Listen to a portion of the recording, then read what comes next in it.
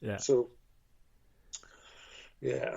That's awesome. But anyway, the point being is that for my lack of aversion towards being off grid is that whatever, I've lived in a van.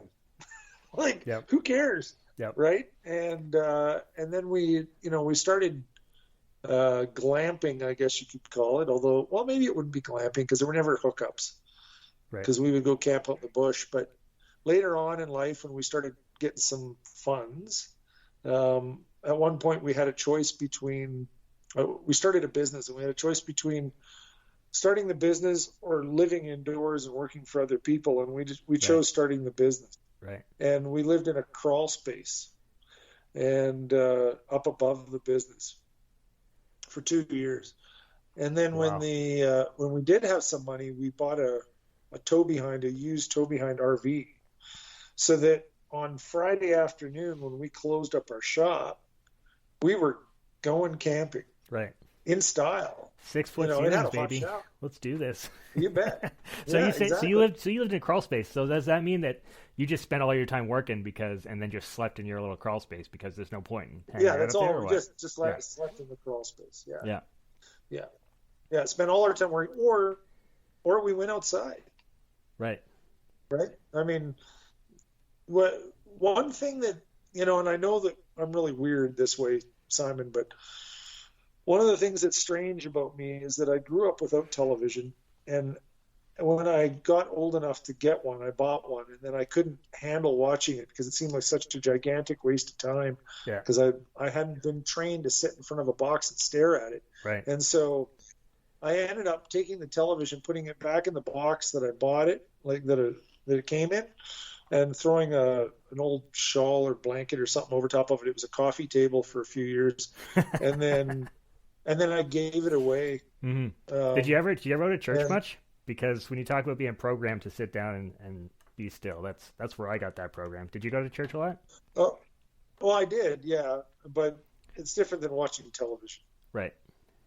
right? So yeah, as a kid, I went to church every Sunday with my family, and into my teens, definitely went. But I don't know, I Yeah. just couldn't sit Growing there up, and Martina, Julian, and I we went to church 3 times a week.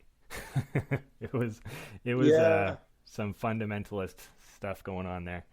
Once was yeah. in like a house thing, and twice a week, once in the evening during the week, and then the Sunday meeting kind of thing. So we really got taught how to sit down and shut up. Yeah, we went twice a week. I think there was a Wednesday night study and then Sunday morning. hmm Um, and but part of it was that my parents were of two slightly different religions, even though it's the same religion. So both of it was Christianity, but my mother was Mennonite and my father was Lutheran.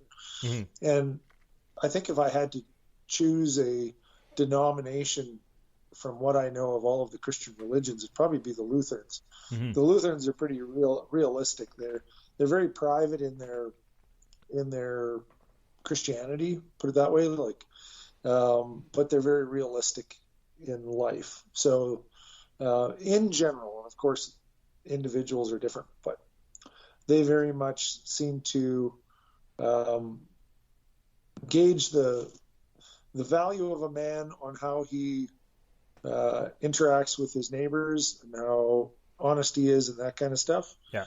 And but they don't worry about the fact that he likes to have a few beers and maybe smokes and does whatever. It just doesn't matter to them, Right. right? So the external things don't matter so much. It's the matters of the heart that are Yeah. really important, and that I could wrap my head around. Um, the Mennonites were all worried about external things that you could see, hmm but weren't keeping track of their attitude. So, it's quite a different perspective, and yet they claim the same religion. So, hmm um, for all intents and purposes, they claim the same one that you grew up under, although they would all say that they were different, and I don't really Yeah. believe them. Yeah, they all So, have slight nuances to them. But yeah, let's get back to the house, sure. the job, the crawl space, and the TV. So let's go from there. Yeah. So anyway, not having a television meant there's infinitely many more hours in a person's life to do anything, whether Yeah. it's exercise or whether it's communicate with your fellow humans or Yeah. grow a garden or go hunting or whatever, right? There's just a lot of other time. And so we were fortunate not to have television because we did fill those time with valuable things, mostly valuable. Hmm. And yeah, and the crawl space didn't hurt me either. It's a small sacrifice in my case to have been able to produce something that my wife and I were able to produce a business that did well enough that catapulted us into the position that we're in now. As you know, we retired young, and I feel very privileged for that too. But that business had a lot to do with that. And we got lucky. We picked the right business, so to speak. But we also worked our tails off, and then we made a bunch of sacrifices. Yeah. We didn't go out and buy $1 million home. Yeah. We lived in a crawl space. Yeah. And so whether that's intelligence or luck or whatever, I'll take it. I don't care. I'll take the win. I think it's bootstrapping in economics. Like I did something similar to that in my early 20s so I had a dog, and I always wanted to do the camp life thing, but I had a dog and I didn't really like the idea of putting my dog in a little box, even though you could spend more time outside. Right. But so eventually my dog dies, and I'm like, hey, let's do it. It's time to go live in a camper. And I still live by the same philosophies. I always told myself I wouldn't move into a house until I bought the house, right? Because that was kind of the end goal of saving all the money. But yeah, if you just take your needs and ratchet them way down, and your wants, then a meager income is you're living the high life, right? Like I didn't change my lifestyle at all. Like I'd go out drinking with my buddies, spend all my money on booze and liquor and dope and whatever I wanted to, and still was putting money away because I spent like $100 a month to park my camper, and Right. it was good times. Yeah, exactly. And one of the things to think of is I watch parents, and it's really easy when you're not a parent to be the best parent on the planet, right? Like, Yeah. know exactly what everybody should do, right? But I watch parents and I think, what does your kid really want? What does that kid want more than anything else? Do they want you to be their taxi service to drive them to the next play date, to go to the next hockey game, to go do ballet, to do this, to do that, do they want a new PlayStation? Do they want all of these things? Or do they want to hang out with their father or mother? Yeah, exactly. Right? And overwhelmingly, kids want the approval, number one, of their parents, Mm-hmm. right? They really want to know if their parents think they're okay. And number two, they want to work. I know it sounds strange to people, but they want to work with their parents, Mm-hmm. whether that means making bread or whether it means passing somebody wrenches while they do things or whatever. Mm-hmm. But they, working in the garden, but they want to do those things. If you watch toddlers, is the most obvious. The toddler will pick up the fake phone and have a fake business call that mom or dad has a real one with. Like, they'll mimic that. Yeah. They have the toy vacuum cleaner and they want to do it and they want to use the vacuum. And parents, I think, do themselves this gigantic disservice of doing it for the kid and not allowing the kid to do it themselves, even if the kid does it really badly. Yeah. Right? Let the toddler vacuum the house. Who cares if it actually gets clean? Yeah. Right? The kid wants to do it. So, you can always vacuum it later again. Yeah. And yeah. I can remember so, always wanting to help my dad move things around and use the drill and whatnot, and finally being old enough to help. I was like begging, because Julian would help, right? So I'm like begging, I'm like, let me help, and I finally got to help move furniture, and it was great. But we moved a lot, so eventually I got tired of moving furniture. Right. There you go. And you learn some skills, right? Yeah. You learn the value of work and all that kind of stuff. I mean, that I'll tie it back to the years of being homeschooled. So I was homeschooled. It wasn't my parents' plan to homeschool me. It was because I got expelled from school because I was bored out of my mind, and so I was misbehaving. And so when I got expelled from school, my father said, "You know what? This doesn't make any sense. Why are we allowing our kid to go to school where he becomes, a problem child when he can just stay home, help us, and we can have quality time? Yeah. It doesn't take much to figure that one out. Yeah. Which one is more beneficial? And he needed the extra labor on the farm.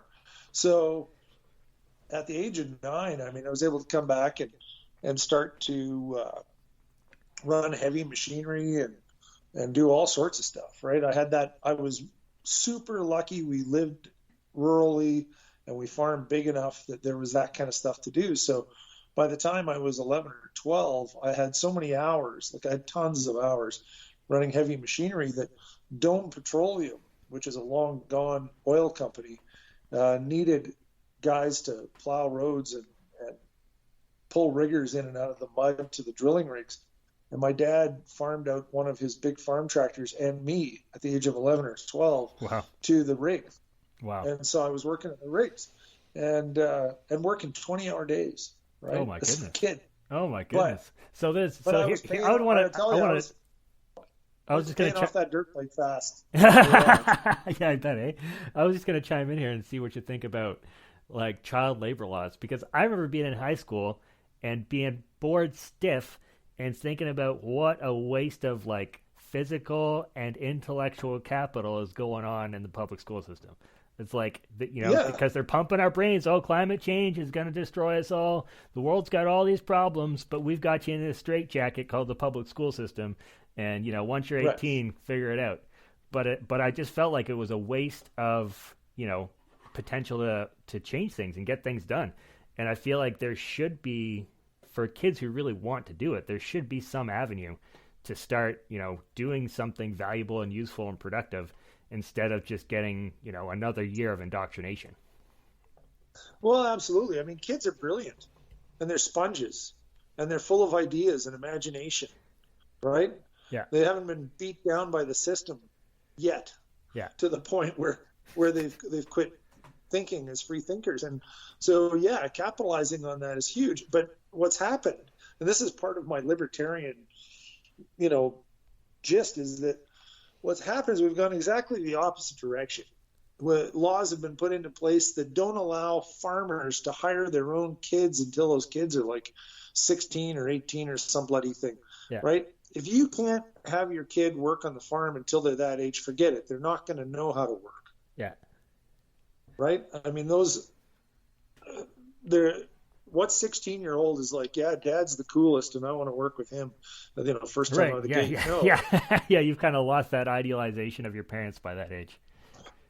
Right. But if you've been doing it since you were 10, it's like, he's kind of a nerd, but he pays me and I get to run cool stuff, so I still work with him. Yeah. Right? Like there's just and you have that thing and that attitude. And I don't know, it's just insane to me that the government's even allowed to talk to parents about when their kids start working. Yeah. It's none of the government's business. None, in my opinion. It's like it should be none of the government's business as to how you educate your kids and what those kids are taught. Mm-hmm. I can tell you right now that the public education system is doing a horrible job of the 3 R's, right? So the reading, writing, and arithmetic, which starts with an A but has an R in it. Yeah. They've lost the plot on that, and maybe it's not important for young kids to learn how to write cursive, but it's like a secret language of us old people. Mm-hmm. Because they don't even teach it anymore. No. Even their printing is so bad. They probably don't even, they probably barely teach printing anymore because everything's on the computer. Yeah.